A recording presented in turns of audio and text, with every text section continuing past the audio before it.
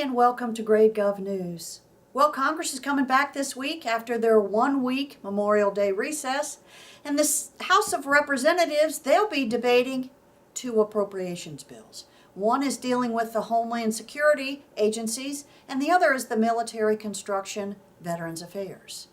Both of these bills are funded at a lower level than what the President of the United States requested. They're also going to be much lower than the Senate companion bills. You see, the new chairman of the Appropriations Committee, Senator Barbara Mikulski, the Democrat from Maryland, she has chosen to completely ignore the sequester cuts. Remember that $109 billion in sequester cuts? She's chosen to completely ignore the sequester and start funding the 12 appropriations bills that will be coming out of the Senate at a level higher than the restored sequester number.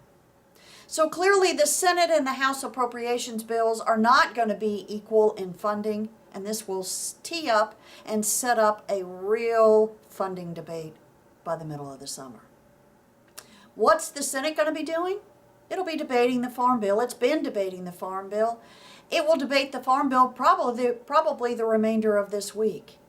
What did we learn while the Senate and the House was in recess for Memorial Day? Well, we know we learned an awful lot about the IRS scandal, and we know that the President appointed a new IRS commissioner, Danny Werfel, and you know what he found out?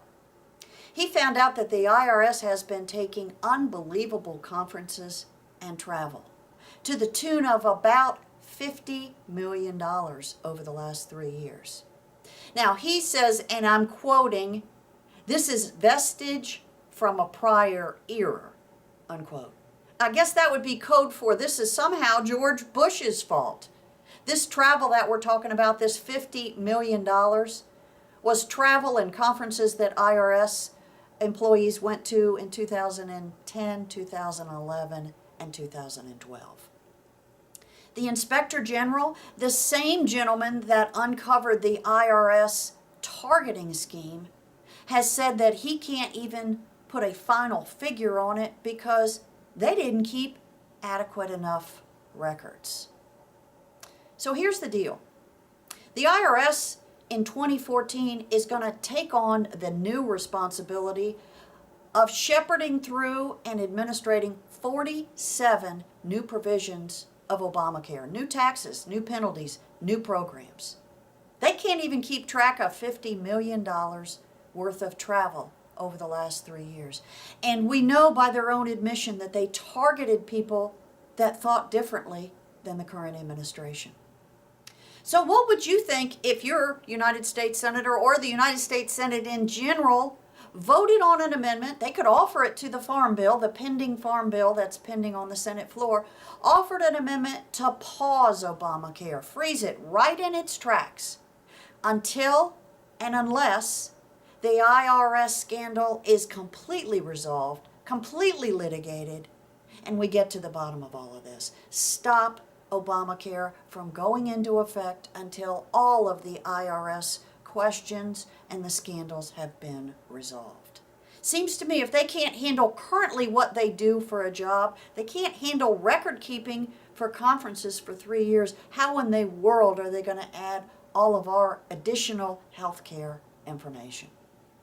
Think about that and maybe write your senator on gradegov.com and let him or her know that you would like them to sponsor or to at least vote for an amendment that would pause Obamacare until the IRS scandal has been resolved. In the meantime, in the Senate, they have the Keystone Pipeline permitting bill sitting on their doorstep, waiting for Senate consideration, and they also have the bill that deals with the student loan rate increase. Remember, it's going to increase from 3.4% to 6.8% come July 1. That bill passed the House of Representatives, tying that interest rate to a 10-year T-bill. And that bill is also sitting in the Senate chamber waiting for Senate Democratic leader Harry Reid to call it up.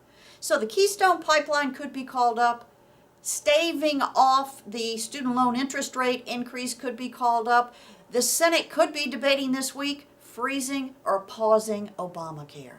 We'll have lots to talk about in the coming weeks. Thanks for listening. Have a wonderful, blessed week, and stay tuned.